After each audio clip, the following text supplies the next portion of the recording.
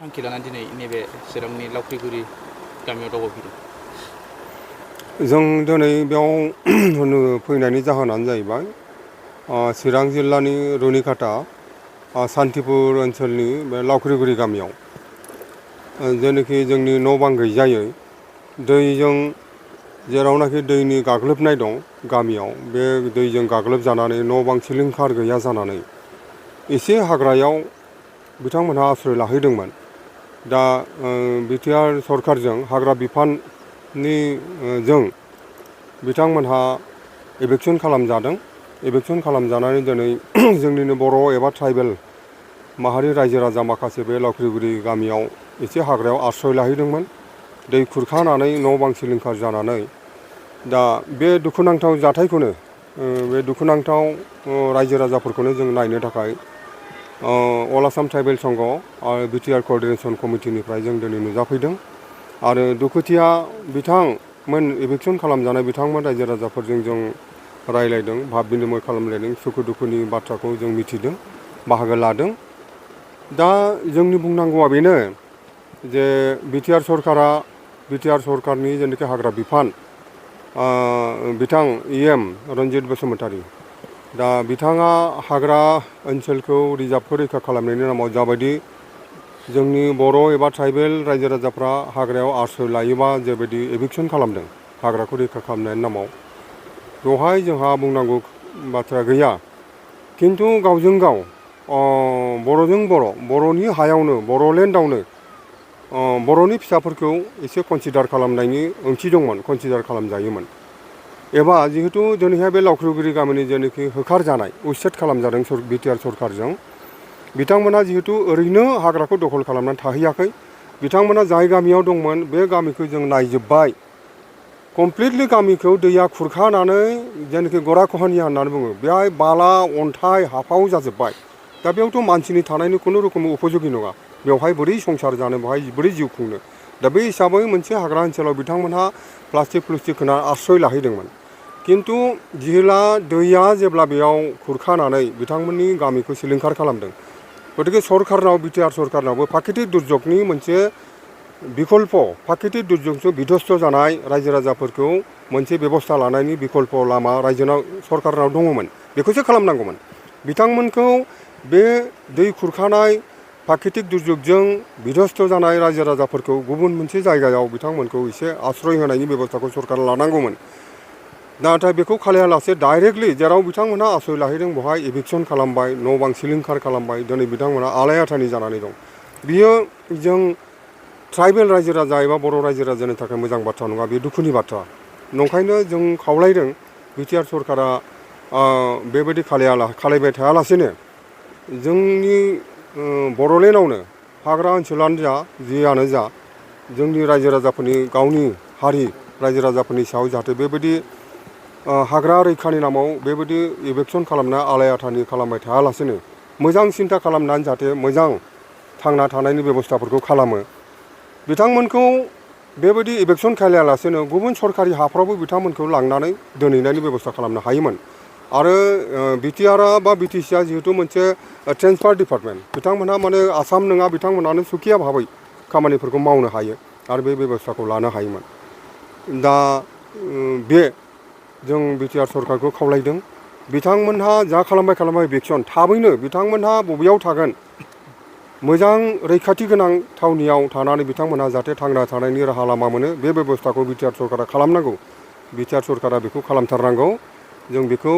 खावलायो। दिनै बेजों लोगोसे जों मानिबायानो हाग्रा रैखानि नामाव BTR सरकारा दिनै जोंनि रायजो राजाफोरखौ बेबायदि एभिक्सन खालामदों। बोदोर जादों। दिनै बिथां मानगोनां EM रन्जित बसुमतारी बिथाङा हाग्राखौ रैखा खालामनायनि नामाव गावनि जाथिब्लाबो ट्राइबेल जाथिब्लाबो एभिक्सन खालामनो बिथाङा फावसयाखै। दा बेबायदिनो ट्राइबेल बेल एन्ड ब्लकआव एसेबां इलिगेल एनक्ल'जारफ्रा एनक्ल'ज खालामनानै ट्राइबेल बेल एन्ड ब्लकनि जोंनि हाया खमब्लाबो 4 लाख बिघासो जोंनि हाया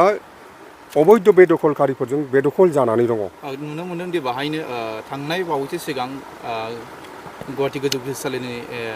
आयेन मथे आरो फोसावनाय मथे माने ट्राइबेल बेल ब्लकआव थानायफोरखौ होस्रांनांगौ मोनसे नटिस फैदोंमोन। नाथाय बिटिसि सरकारा दासिमबो बे खामानिखौ मावो नाथाय बिनि उल्थायै जों नुनो मोनो जे ट्राइबेलफोरखौसो होखारनाय दा बेनि खेथ्रआव नोंथांमोना बुङो जिखिनि थासारि दा सोलिनाय दा बे नंगौ बेनो दा ट्राइबेल बेल्ट ब्लकआव एसेबां बिघा लक्ष लक्ष बिघा हाया एनक्ल'स जानानै दं अबैध' बेदखलखारि बिथांमोनहा माने बेदखल खालामनानै दंजोबो आरो बिनि थाखाय गुवाहाटि हाइकर्टआ बावैसो सिगां बिथांमोना निर्देश नटिफिकेसन बिथांमोना फोसावदों बिथांमोना नटिस जारि खालामदों जे चिरां जिल्लानि आरो बाक्सा जिल्लानि गासै मोनथाम रेभिनिउ सार्केलनि आन्डाराव बे गामिफोरखौ इभेकसन खालामनांगौ होननानै गुवाहाटि हाइकर्टआ निर्देश होदोंमोन आरो बेखौ निर्देश मथे बिटिआरनि सरकाराबो नटिस जारि खालामदोंमोन खिन्थु दिनैसिम बे थारिखआ उच्चेद खालामनांगौ गुवाहाटि हाइकर्टनि जेनोखि उच्चेद खालामनायनि निर्देश होदोंमोन बे समा बारग'लांबाय दिनैसिम बिटिआर सरकारा उच्चेद खालामनाय जायाखिसै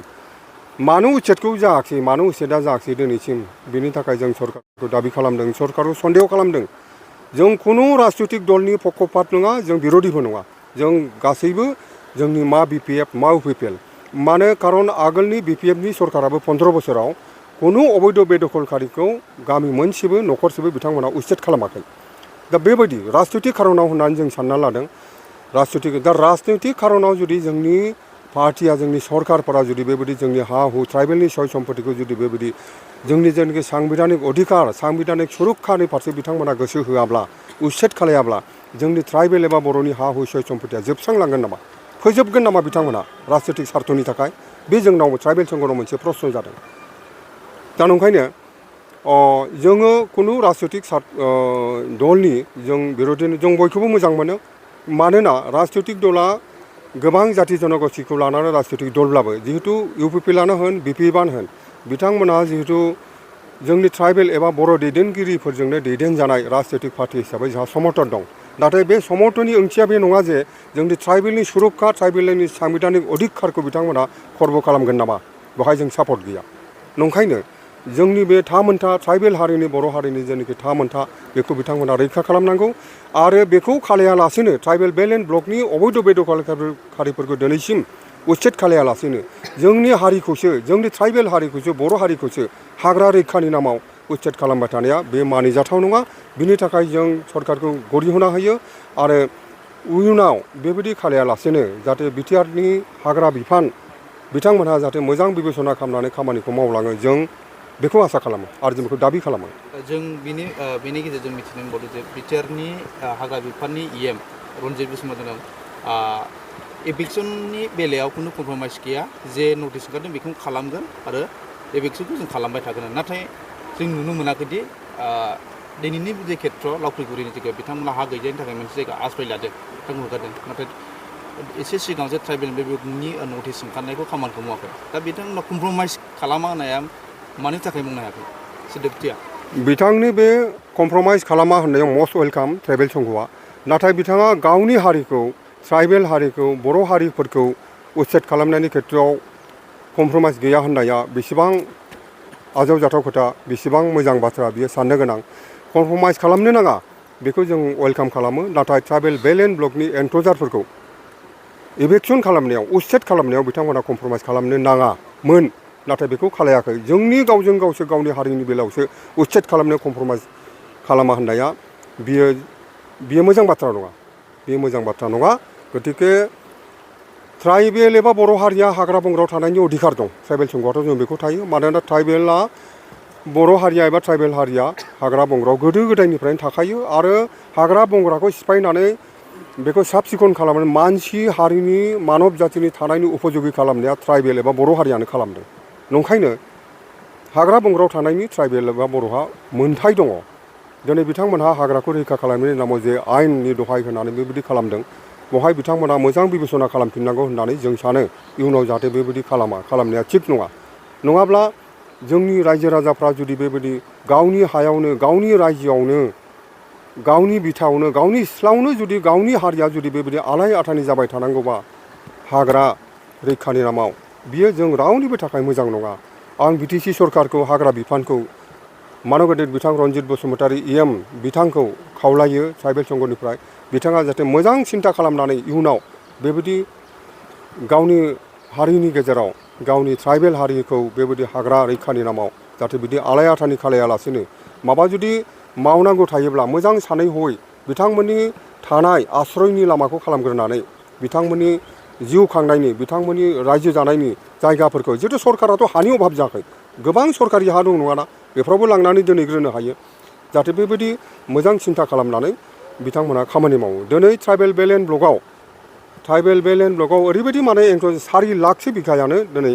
माने एंक्ल'ज दं बेवहाय नन बनाफाइड मानसिफ्रा नन प्रटेक्टेड क्लासनि मानसिफ्राबो बेवहाय माने